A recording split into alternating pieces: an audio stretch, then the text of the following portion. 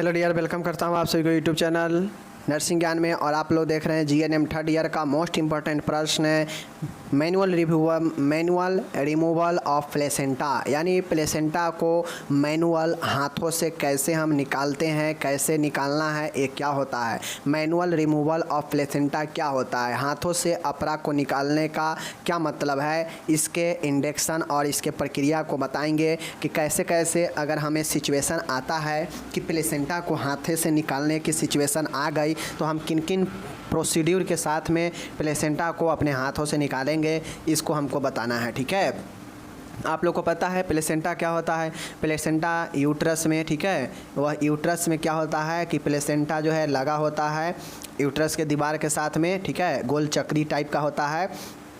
ये प्लेसेंटा से बच्चे का जो है अम्बिलिकल कोड जो है जुड़ा होता है, बच्चे का नाभि नाल जुड़ा होता है और इसी से ब्लड सर्कुलेशन और पोषण वगैरह जो है भ्रूण को बच्चा को होता है इसी प्लेसेंटा के थ्रू। ठीक है, तो अब मान गए जन्म के बाद यह प्लेसेंटा निकल जाता है। ठीक है, जैसे बच्चा जन्म लेता है तो यह प्लेसेंटा जन्म के कुछ मिनट बाद 20-30 मिनट बाद प्लेसेंटा जो है ऑटोमेटिक जो है संकुचन के साथ में यूट्रस को छोड़ देता है, यूट्रस के दीवार को, और यह बाहर निकल जाता है। ठीक है, तो इसको हम लोग बाहर निकाल देते हैं। ठीक है, लेकिन अगर मान गए यह जो है संकुचन के बाद भी अगर यह प्लेसेंटा नहीं निकल पाता है यूट्रस से बाहर, तो यह प्लेसेंटा को जो है रखना यूट्रस में घातक होता है, संक्रमण वगैरह हो सकता है। जब बच्चा जन्म ले लिया है तो प्लेसेंटा का कोई काम है ही नहीं, तो वह प्लेसेंटा जो है बाहर निकल जाता है। अब बाहर नहीं निकलता है तो उसके लिए हम लोग जो है हाथों का इस्तेमाल करते हैं, जिसे हम लोग मैनुअल रिमूवल ऑफ प्लेसेंटा कहते हैं। ठीक है, चलिए इसको हम लोग देखते हैं। वीडियो नंबर हमारा 18वां है, यह 18 नंबर का होगा,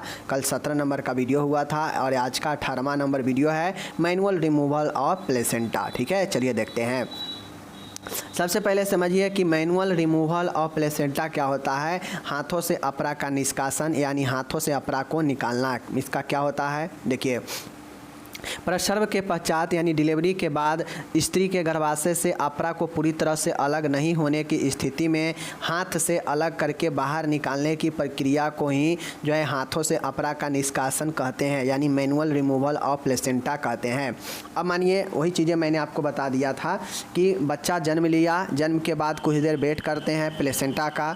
अब प्लेसेंटा अगर ऑटोमेटिक जो है यूट्रस को छोड़ देता है तो उसको हम लोग बाहर निकाल देते हैं। ठीक है, लेकिन जन्म के बच्चे के कुछ देर बाद, कुछ देर पश्चात भी अगर यूट्रस से अपरा अलग नहीं हो पाता है, ठीक है, बाहर नहीं निकल पाता है, तो इस कंडीशन में हम क्या करते हैं, कुछ देर वेट करने के बाद अपने हाथों से इस्तेमाल करते हैं और अपरा को बाहर निकालने की काम करते हैं। और इसी हाथे से अपरा को निष्कासन बाहर निकालने को जो है हम लोग मैनुअल रिमूवल ऑफ प्लेसेंटा कहते हैं। अगर ऑटोमेटिक अगर खुद निकल जाता है तो कोई बात ही नहीं है, लेकिन जन्म के कुछ देर के बाद जो टाइम बनाया गया है कि प्लेसेंटा निकल जाएगा, उतने टाइम में अगर नहीं निकल पाता है प्लेसेंटा, यूट्रस को नहीं छोड़ पाता है, तो फिर जो है हम अपने हाथों के सहायता से प्लेसेंटा यूट्रस में जो है अपने हाथ को डालते हैं योनि के मार्ग से और प्लेसेंटा को दीवार को छुड़ाते हैं, यूट्रस के दीवार से प्लेसेंटा को छुड़ाते हैं और उसे बाहर निकालते हैं, और यही निष्कासन जो है मैनुअल रिमूवल ऑफ प्लेसेंटा कहता है। ठीक है, समझ गए। चलिए आगे चलते हैं। फिगर के माध्यम से देख सकते हैं इसी प्रकार से जो है यूट्रस, योनि के ऊपर यूट्रस को एक हाथ से पकड़ा जाता है और दूसरे हाथ से जो है यूट्रस के अंदर लगाया जाता है हाथ को, और प्लेसेंटा को जो है छुड़ाया जाता है यूट्रस के दीवार से और छुड़ा कर जो है बाहर खींच लिया जाता है, और यही जो है हमारा मैनुअल रिमूवल कहलाता है। ठीक है, आगे देखिए।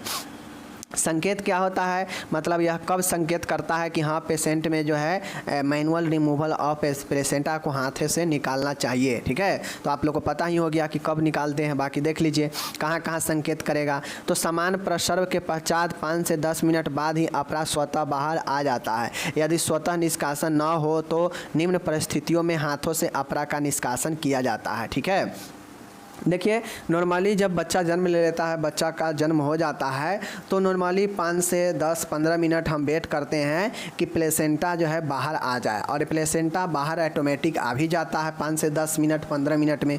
अगर इतने समय में प्लेसेंटा नहीं बाहर आता है तो कुछ देर और वेट करते हैं, लेकिन फिर भी अगर प्लेसेंटा बाहर नहीं आता है तो फिर हम समझते हैं कि वो प्लेसेंटा ऑटोमेटिक स्वतः बाहर नहीं आएगा। इसके लिए हमें अपना इस्तेमाल करना पड़ेगा, और यही जो है अपने हाथों से निकालते हैं, निष्कासन किया जाता है। तो उस परिस्थिति को जो है हम लोग यही कहते हैं मैनुअल रिमूवल ऑफ प्लेसेंटा। तो किन किन स्थितियों में हम जो है हाथों का इस्तेमाल करके अपरा को निकालेंगे, चलिए दिखाते हैं। कहाँ कहाँ इंडिकेट करेगा कि भाई अपना हाथ लगाकर निकाल दीजिए, ठीक है।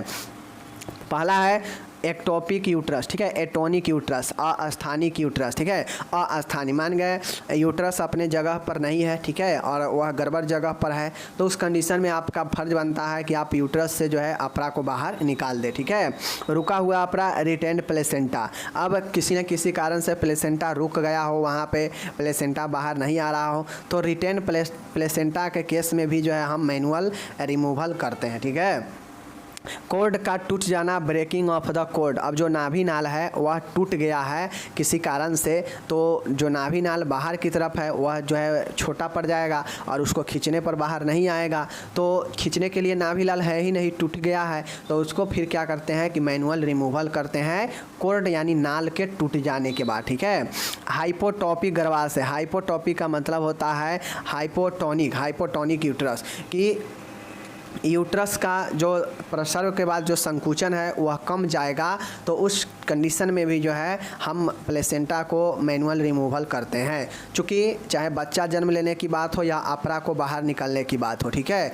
इन दोनों केस में जो है यूट्रस का संकुचन होना ज़रूरी होता है। मान गए बच्चा जन्म ले लिया और उसके बाद यूट्रस का संकुचन बंद हो गया, तो उसमें जो है दिक्कत क्या होगा कि आपके जो यूट्रस है वह जो है प्लेसेंटा को नहीं निकाल पाएगा, और फिर उस कंडीशन में आपको क्या होगा कि अपरा अंदर रहेगा। तो इसके लिए फिर जो है हम क्या करते हैं मैनुअल निकालते हैं।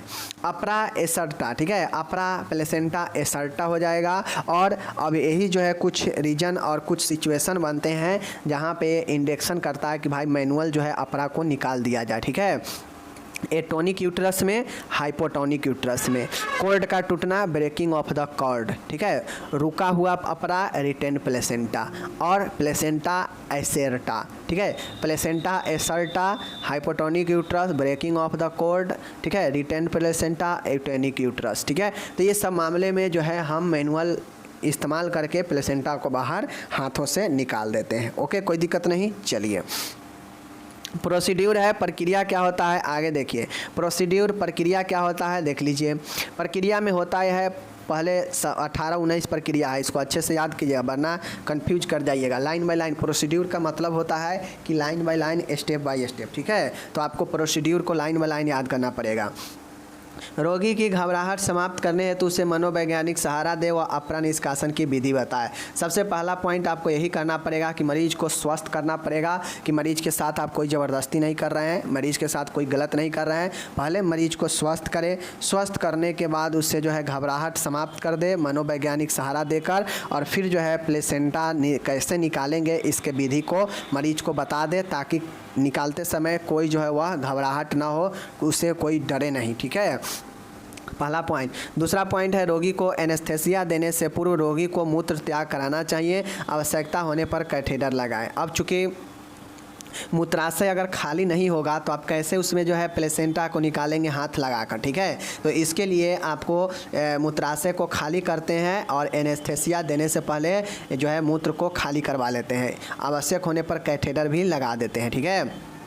तीसरा है स्त्री को लिथोटॉमी स्थिति में लिटाया जाता है। अब स्थिति को जो है अब पेशेंट को क्या करते हैं कि हम लोग जो है पीठ के बल चित लेटा देते हैं और कहते हैं कि दोनों पैर जो है फैला कर रखिए, और उसी हिसाब से यानी लिथोटॉमी पोजीशन हम लोग देते हैं, ठीक है। लिथोटॉमी पोजीशन समझ रहे होंगे कि कैसा पोजीशन होता है, थर्ड ईयर में आ गए तो समझ ही रहे होंगे। हाथों से अपरा निष्कासन विधि को पूर्ण रूप से पहले रोगी के समान एनेस्थेसिया दिया जाता है। और सबसे पहले हाथों को निष्कासन अपरा को निष्कासन करने से पहले रोगी को हम जो है समान जनरल एनेस्थेसिया देते हैं, ताकि हाथ लगाने के बाद कोई पेन वगैरह ना हो, उसे कुछ महसूस ना हो। ठीक है। पाँचवा है मिडवाइफ को पूर्णतः सख्त विसंक्रमित तकनीक अपनाना चाहिए। चूँकि हाथ डाल के निकाला जाता है तो बिल्कुल जो है एसेप्टिक तकनीक का इस्तेमाल करेंगे, बिल्कुल जो है संक्रमण नहीं होगा, वैसे चीज़ों का इस्तेमाल करेंगे। छठा है मिडवाइफ को दोनों हाथों में दस्ताने पहनने चाहिए। अब अपरा निकालने से पहले दोनों हाथ को जो है सैनिटाइज करके आपको जो है अपरा ग्लव्स पर लगाना चाहिए। ठीक है। एक लोबिया हटाकर दूसरे शंक्वाकार बनाकर प्रवेश कराकर गर्भाशय तक जाना चाहिए। अब होता यह है लेबिया मेजोरा, आप लोग पढ़े हैं, यह जो है आपके वैजिना के ऊपर वाला जो है भाग होता है लेबिया मेजोरा, इसको हटा देना चाहिए। ठीक है। ये मसल्स का होता है, इसको जो है ये काफ़ी सेंसिटिव होता है, इसको हटाकर और जो शंक्वाकार मतलब जो ये वैजिना का ऐसे वाला जो भाग होता है इसमें जो है आप प्रवेश कराना चाहिए और गर्भाशय तक जो है ले जाना चाहिए अपने हाथों को। ठीक है।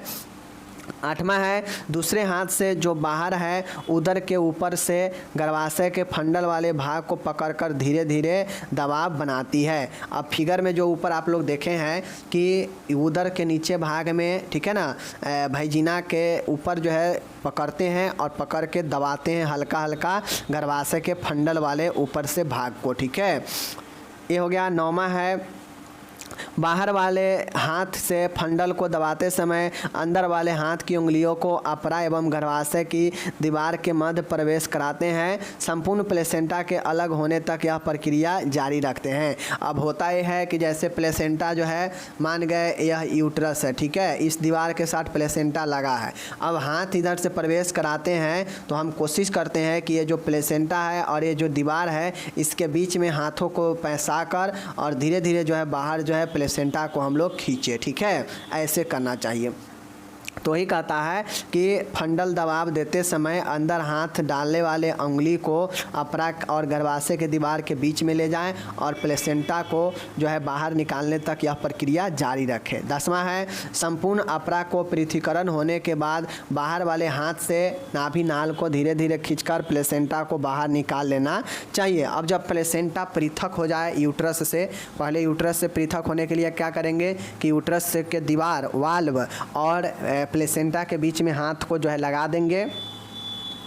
अब हाथ जैसे समझिए कि आप जो है किसी चीज़ को किसी आप एक गीले चीज़ को पृथ्वी पर आप जो है उसे पसार दिए हैं, पपड़ी बन गया। अब वो पपड़ी को निकालने के लिए पृथ्वी और उस पपड़ी के बीच में हम हाथ लगाएंगे, तब ना वो धीरे धीरे ज़मीन के जो है सतह को छोड़ेगा वो पपड़ी। इसी प्रकार से अगर प्लेसेंटा को निकालना हो तो पहले प्लेसेंटा को जो है यूट्रस के दीवार से जो चिपका है उसको अलग करेंगे। तो अलग करने के लिए प्लेसेंटा और यूट्रस के दीवार के जो बीच का जगह है उसमें हाथ को धीरे धीरे आराम आराम से ले जाएंगे और प्लेसेंटा को दीवार से जो है छुड़ाते रहेंगे। और जब कंप्लीट रूप से प्लेसेंटा पृथक हो जाएगा तो धीरे धीरे दूसरे हाथ से जो है नाभि नाल को पकड़कर जो है बाहर की तरफ खींचते हैं। ठीक है। तो यही होता है। अपरा के निकल जाने के बाद अंदर वाले हाथ से गर्भाशय गुहा को अच्छी तरह जांच लेना चाहिए कि कोई अपरा व झिल्ली का टुकड़ा तो नहीं रह गया है। और जब अपरा निकल जाता है तो उसके बाद आपको एक बात ध्यान देना चाहिए कि आप पहले अंदर में ये कन्फर्म हो ले कि कोई भी अब अपरा का टुकड़ा, नाभि नाल का टुकड़ा अब यूट्रस में मौजूद नहीं है, वरना अगर मौजूद रह जाएगा तो आगे चल के वह काफ़ी जो है संक्रामक और ख़तरनाक जो है पेशेंट के लिए हो जाएगा। ठीक है। तो इस प्रकार से आपका हो गया 11 पॉइंट। ठीक है। कोई न टुकड़ा रहे इसके लिए जांच करें। 12 है अंदर वाले हाथ को अब धीरे धीरे बाहर निकालना चाहिए। इसके बाद स्त्री को अर्गोमेट्रिन इतना IV मार्ग द्वारा दिया जाना चाहिए। अब अंदर वाले हाथ को धीरे धीरे जो अंदर दिए हैं प्लेसेंटा निकालने के लिए, उस प्लेसेंटा निकालने के लिए जो हाथ अंदर डाले हैं, प्लेसेंटा अब निकल चुका है तो डायरेक्टली हाथ को हम बाहर नहीं निकाल लेंगे प्लेसेंटा निकलते ही। पहले हम चेक कर लेंगे कि कोई प्लेसेंटा का टुकड़ा वगैरह तो अंदर नहीं है, और जब ये चेक हो जाएगा तो उसके बाद हाथ को बाहर निकाल कर पेशेंट को जो है इर्गोमेट्रिन 0.5 mg IV मार्ग से देनी चाहिए। 13 है अपरा एवं झिल्लियों के टुकड़ों की जाँच करनी चाहिए। और जो भी अपरा और झिल्ली निकला है उसका जाँच करेंगे कि इसका क्या लाभ और हानि है पेशेंट के महिला के ऊपर में, ठीक है। 14 है, कहता है स्त्री के गर्भाशय की धीरे धीरे हल्के हाथ से मालिश करना चाहिए। अब जब आप मैनुअल रिमूवल और प्लेसेंटा करते हैं तो प्लेसेंटा निकल जाने के बाद पेशेंट के जो है धीरे धीरे हम क्या करते हैं, यूट्रस के हाथों से मालिश करते हैं, ठीक है। ये चीज़ें ध्यान में रखिएगा, ठीक है ना। आगे चलिए। 15 है, स्त्री की संपूर्ण जनन मार्ग को स्टरलाइट कॉटन पैड से साफ करना चाहिए। भलवा को विसंक्रमित पैड से ढक दिया जाता है। अब भलवा जो मुंह द्वार होता है योनि को, उसको क्या करते हैं कि कॉटन पैड से ढक देते हैं, और स्त्री के जो जनन मार्ग है जिसमें हम अपना हाथ लगाकर प्लेसेंटा को निकाले हैं, उसको विसंक्रमित कॉटन पैड से साफ़ करना चाहिए। स्टरलाइट कॉटन पैड से साफ़ करनी चाहिए, और त्वचा को विसंक्रमित पैड से जो है ढक दिया जाता है। ओके। स्त्री को नियमित रूप से आईवी मार्ग द्वारा द्रव प्रदान करना चाहिए। अब स्त्री को इन सारे प्रोसेस में जो है लगातार आपको जो है क्या करना चाहिए, आईवी मार्ग से फ्लूइड प्रदान करते रहना चाहिए। 17 है, संक्रमण रोकने के लिए प्रोफिलाइटिक एंटीबायोटिक देते हैं। समझ गए। एनेस्थेसिया का असर समाप्त हो जाने पर रोगी को चेतना स्तर का जांच करते हैं, कॉन्शियस लेवल का जांच करते हैं कि पेशेंट का जो असर टूटा है वह जो है पेशेंट सही है या नहीं है। ओके। लास्ट वाला 19 नंबर का है, रोगी को चेतना स्तर समान होने पर हल्का पेय पदार्थ चाहिए। वह कुछ समय बाद फलों का रस या अर्ध ठोस आहार देना चाहिए। तो ये सब जो है आपके 19 पॉइंट जो कि प्रोसीड्यूर है आपको याद करना चाहिए। मेन प्रोसीड्यूर क्या है मैं आपको बता देता हूँ। पहले पेशेंट को मनोवैज्ञानिक सहारा देंगे। जब पेशेंट स्वस्थ हो जाएगा कि हाँ ठीक है, तो हम पेशेंट को बताएंगे कि देखिए आपको प्लेसेंटा को बाहर निकालना है हाथ लगाकर, तो आपको ये विधि को हम करेंगे, आपको कोई दिक्कत नहीं होनी चाहिए।